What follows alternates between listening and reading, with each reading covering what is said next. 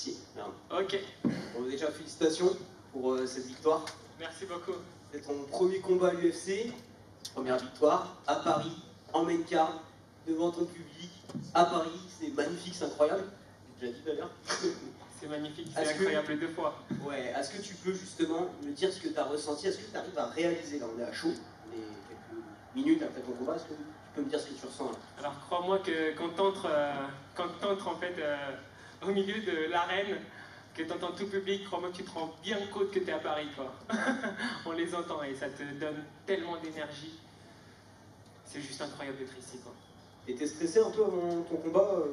On est à l'UFC, je suis plutôt quelqu'un de détente, mais j'étais un peu stressé en arrivant. Mais une fois que je les ai entendus, en fait, tout est parti. Je me suis dit que j'avais toute la force avec moi, donc j'ai toute la force avec moi, pourquoi avoir peur? On est prêt. Et on a vu que le combat avait commencé un peu doucement, et petit à petit c'est monté jusqu'à une fin complètement folle. Est-ce que tu peux me parler justement de cette fin incroyable? On est monté crescendo. À la fin, j'entends mon coin.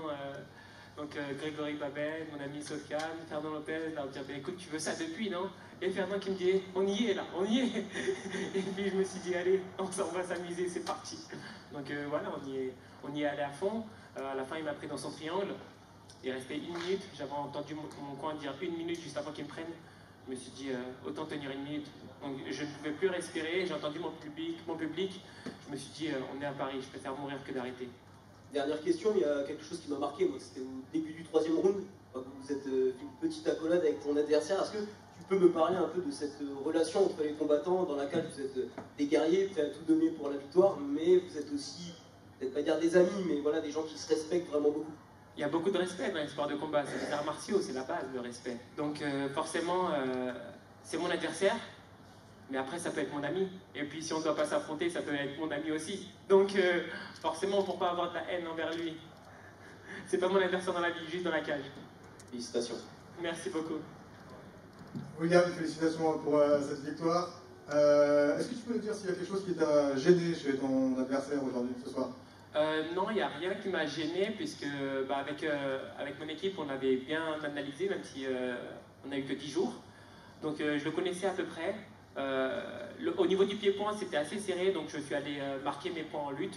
J'ai vu que j'étais meilleur que lui à ce niveau-là. Je me suis dit, on y va, c'est parti. Je vais leur montrer ce que je sais faire aussi en lutte. Est-ce qu'il y avait une stratégie particulière?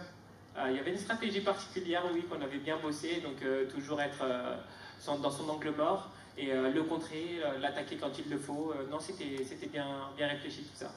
Alors du coup, bon, décision majoritaire, oui. 2 juges en ta faveur, un qui a donné un match nul. Toi, au moment de l'annonce de la décision, tu l'as senti comment? Je le sentais déjà bien, je savais que j'avais gagné. Je savais que j'avais juste à m'en tirer de ce triangle qui était bien fermé parce que je respirais même plus un peu quoi. Donc il fallait bien gagner. J'étais très fort. Donc tu dis, tu as passé 1 minute en apnée, t'as cru que tu allais y arriver ou quoi? Je savais que j'allais y arriver. C'était soit je tombais, soit je réussissais. Donc il n'y avait pas le choix en fait. Ok, du coup, première victoire pour ton premier combat à l'UFC. Je sais la dernière fois que tu nous as dit que tu étais prêt à boxer tout le monde. Mais est-ce que là, il y a une ouverture un peu plus précise? Pas du tout, je suis toujours prêt à boxer tout le monde. Donc d'abord, je vais faire mes 4 premiers combats.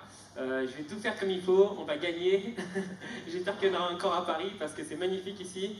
Et ensuite, après ces 4 premiers combats, on ira chercher le top 10. Et dernière question pour moi, est-ce que du coup tu es content de ta prestation?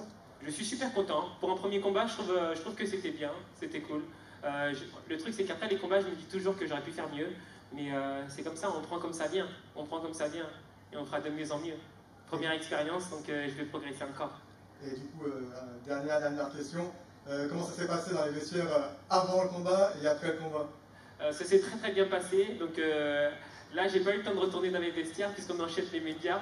Donc c'était... même Nassourdine qui est en train de combattre actuellement, qui était en train de m'encourager. Donc là, j'ai envie de l'encourager à mon tour, quoi. On est tous ensemble, on est avec la même factory, il y a tout le club dans les vestiaires, donc forcément on est à fond. Merci William. Merci. Bonsoir William. Bonsoir. Félicitations. Merci beaucoup. Il y a quelques mois, c'était au mois de juin, on discutait et tu me disais qu'il fallait croire en ses rêves. Là c'est fait. Qu'est-ce que ça fait d'intégrer l'UFC? Qu'est-ce que ça fait de combattre devant tout le monde à Paris là?